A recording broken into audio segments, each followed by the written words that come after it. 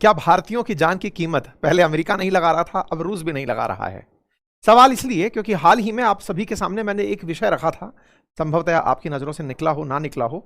मैंने बताया था कि स्ट्रेट ऑफ हॉर्मुज जैसा संकट अब कर्च स्ट्रेट पर आ रहा है। सी ऑफ अजोव को ब्लैक सी से जोड़ने वाली स्ट्रेट, जिसके ऊपर अजोव सी को, जिसको पूरा रूस अपना मानता है, लेकिन उसका बॉर्डर यूक्रेन से साझा होता है, लेकिन रूस के जहां जहाज खड़े होते थे उनको यूक्रेन के द्वारा निशाना बनाया जाता रहा, और बदले में रूस ने ओडेसा करके जो पोर्ट है यूक्रेन का, उसे निशाना बनाना शुरू किया। ये जो घटना घटी है, इसी घटना को आज के सेशन में हम जिक्र कर रहे हैं, क्योंकि उसी ओडेसा पोर्ट पर रूस के हमलों में 4 भारतीयों की जान चली गई है। हेडलाइन यही है कि 4 भारतीयों की जान चली गई है। अब ये जहाज किसके झंडे का था, किस कंपनी के तहत था, सब हटा दो, क्योंकि नेविगेशन में पहले जब अमेरिका ने भारत के 2 नाविकों को मारा था, उस समय भी बड़ी सुर्खी बनी थी कि भाई अमेरिका ने ऐसा क्यों कर दिया। आज भी वहीं की वहीं स्थितियां वापस आकर खड़ी हो गई हैं। एक तरफ अमेरिका भारतीय सेलर्स को मार दे रहा है, अब रूस मार दे रहा है, और ऐसे में सवाल सबसे बड़ा यही कि भारतीयों की जान की कोई कीमत है भी या नहीं। आपको जानकर आश्चर्य होगा कि जब से ये जंग शुरू हुई है, विशेष रूप से मार्च से लेकर जुलाई 14 के बीच में स्ट्रेट ऑफ हॉर्मुज में मरने वाले लोगों में 44% भारतीय हैं।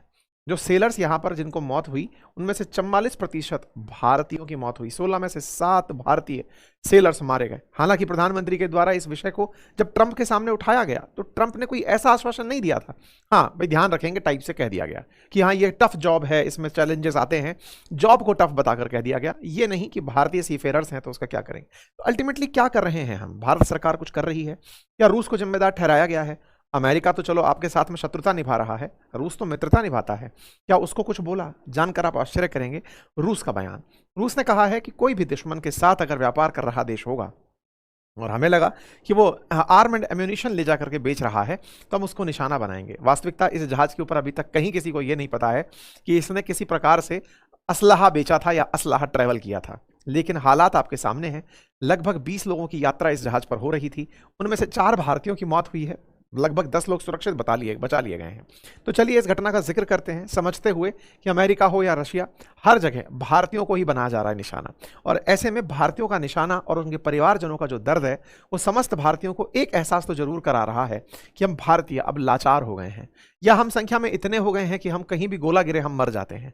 हमारे देश के अंदर हमारी कीमत और दुनिया के भीतर हमारी कीमत अपने आप में एक बड़ा सवाल बन गया है। भारत सरकार के द्वारा क्या कहा गया? भारत सरकार के द्वारा क्या वाकई में यह कहा गया कि हम इन देशों को जिम्मेदार ठहराएंगे? तो आंसर यह है कि भारत सरकार का जो आधिकारिक बयान आया, उसमें रूस का नाम भी नहीं लिया गया। ये अपने आप में बड़ी आयरनी है। लेकिन बाद में पता चलता है कि भारत सरकार ने समन किया है जो चार्ज्ड अफेयर यहां पर हैं। क्या कुछ घटा, सारी बातें मैं आपको डिटेल में एक एक करके बताऊंगा, क्योंकि ये चर्चा अब बहुत बड़ी चर्चा बनती जा रही है।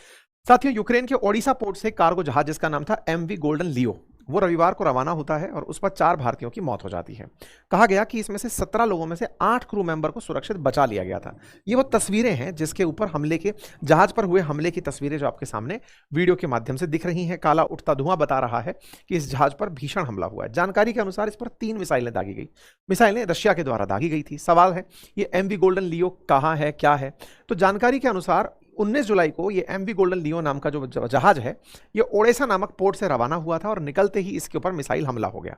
इस पर 3 KH-59 KH-69 क्रूज मिसाइलें दागी गई थी। ये यूक्रेनी नौसेना का कहना है, जिसके चलते जहाज का जो स्टार बोर्ड साइड है उसके ऊपर भीषण आग लग गई और उसके चलते जो निहत्थे नागरिक थे उनकी मौत हो गई। कहाँ की घटना है इसे ऐसे देख लीजिए। ये रही सी ऑफ अजोव, यहां पर कर्च स्ट्रेट, ये ब्लैक सी। यूक्रेन के द्वारा इधर खड़े हुए जहाजों को निशाना बनाया जा रहा है, तो रशिया के द्वारा ओडेसा पोर्ट को निशाना बनाया जा रहा है। ओडेसा पोर्ट से पूरी दुनिया का लगभग 6% गेहूं और 11% मक्का ट्रेवल होता है। मतलब असल में यूक्रेन बाकी तरफ से तो पूरी तरह लैंडलॉक सा ही हो रखा है, उधर तो जहाज के लिए निकलने की जगह ही नहीं है। इनको बस इतनी सी जगह अब पोर्ट की मिली हुई है समुद्र की तरफ से निकलने के लिए। यहां से ये दुनिया भर को अनाज सप्लाई करते हैं। यूक्रेन को अनाज का कटोरा कहते हैं दुनिया के लिए, क्योंकि यहां पर जिस तरह की जो मिट्टी पाई जाती है उस पर गेहूं की पैदावार बहुत अच्छी होती है। तो ये यहां से अनाज की पैदावार को जो उसको बेचते हैं, ऐसे रशिया भी बड़ी मात्रा में गेहूं की सप्लाई करता है। तो एक तरह से समझिए कि अनाज के कटोरे पर हमला हो गया। इसके मायने समझिए कि यह आने वाले समय में यहां से ट्रांसपोर्टेशन और होने में हिचकेगा, यानी कि दुनिया में अनाज का संकट भी इसकी वजह से आने वाले समय में हो सकता है कि उत्पन्न हो। ठीक है साहब, मुंबई से जुड़ा हुआ यह जहाज था। जानकारी निकल कर आती है कि ये एमवी गोल्डन लियो नाम का जो जहाज है, इसके स्वामित्व कोई ओशन ग्रेस शिपिंग कंपनी है वो करती है, लेकिन इसका प्रबंधन कोई फ्रेंच शिपिंग कंपनी है वो करती है, और उसका रजिस्ट्रेशन टर्की में बताया जाता है। तो ऐसे में इसके ऊपर झंडा लगा हुआ है गिनी और बिसाऊ का, तो इस तरह से ये सबका मिक्सचर हो गया। कुल मिलाकर के भारतीय नाविक थे, इतने पर ही आप काम चलाइए। ये ऑल इंडिया सी फेयरर्स यूनियन की तरफ से जानकारी दी गई कि कौन कौन किस तरह से कहां पर, मतलब इस जहाज की क्या डिटेल्स हैं, ये यहां पर डली। पता चला कि गुनिया बिसाऊ का इसके ऊपर फ्लैग लगा हुआ है। टर्किश ओन्ड, जो रिपोर्ट से पता चल रहा है, उसके पास इस कंपनी का ऑनरशिप था। लेकिन इंटरनेट पर जो इस समय जानकारी तैर रही है वो ये कि ओशन ग्रेस शिपिंग कंपनी, जिसका भारत के अंदर भी कोई स्वामित्व का ट्रेस है। अब इसके बारे में कितनी सच्चाई है, ये रिपोर्ट्स के माध्यम से पता चली हुई बात है, लेकिन फिर भी हम केंद्रित इस बात पर करते हैं क्योंकि पिछले टाइम पर भी हम ये बात देख चुके हैं कि भारतीयों की मौत पर यह कह करके कि नहीं साहब, झंडा तो दूसरे देश का था, हमें क्या लेना देना। ये जो फ्लैग ऑफ प्रेफरेंस है ना, इससे हम थोड़ा साइड में हटते हैं, क्योंकि आप और हम जानते हैं कि शिपिंग कंपनीज जिस भी तरह से चल रही होती हैं, वो अपनी कन्वीनियंस के हिसाब से किसी ना किसी देश के जहाज का झंडा या देश का झंडा लगा के अपने जहाज पर चल रही होती हैं। एनीवे, तो फिलहाल के लिए इस जहाज पर हमला हुआ, जानकारी इंटरनेट पर उपलब्ध हुई, कंपनियों के नाम निकल कर आए। इन कंपनियों के नाम के बाद चर्चा हुई मरने वालों की, तो इसमें 4 लोग जिनकी पहचान अखिल जोयन, गुरप्रीत सिंह भट्ट, जगन सिंह और अभिषेक निषाद के रूप में हुई। इन लोगों की मौत की तस्वीरें, परिवारजनों से रिलेटेड जानकारियां, उनके दुख की तस्वीरें इस समय सोशल मीडिया पर वायरल हैं। तमाम परिवारों के अंदर इस बात का बहुत गम है, तमाम प्रकार की सुर्खियां हेडलाइन बन चुकी हैं, तमाम प्रकार की जानकारियां इस समय निकल कर आ रही हैं कि कैसे परिवारजन दुखी हैं और आसपास के लोग, प्रशासन उन्हें सांत्वना देने के लिए जा रहे हैं। चर्चा भारत की अगर की जाए तो भारत के विदेश मंत्रालय के अनुसार ये जानकारी जब दी गई तो बताया कि एक अफ्रीकी देश था जिसका झंडा लगा हुआ जहाज था, उस पर 17 क्रू मेंबर थे, 5 भारतीय उसमें शामिल थे, जिनमें से 5 भारतीयों के ऊपर से जब हमला हुआ तो उनमें से 4 लोगों की मौत हो गई। यहां पर पहले तो डेटा दिया गया विदेश मंत्रालय की तरफ से, लेकिन यह नहीं बताया गया कि यह हमला करा किसने था। हमारा मिशन है यूक्रेन के अंदर, वो इस बात को प्रॉपर मैनेज देख रहा है, लेकिन यह नहीं बताया गया कि यह हमला रूस का था। तो विदेश मंत्रालय ने प्रत्यक्ष रूप से रूस का नाम लेने से इनकार कर दिया, या कहिए तो बच गए, निकल कर चले गए। इसके बाद हमारे मंत्री जी का बयान आया, उन्होंने इस बात पर बहुत दुख जताया।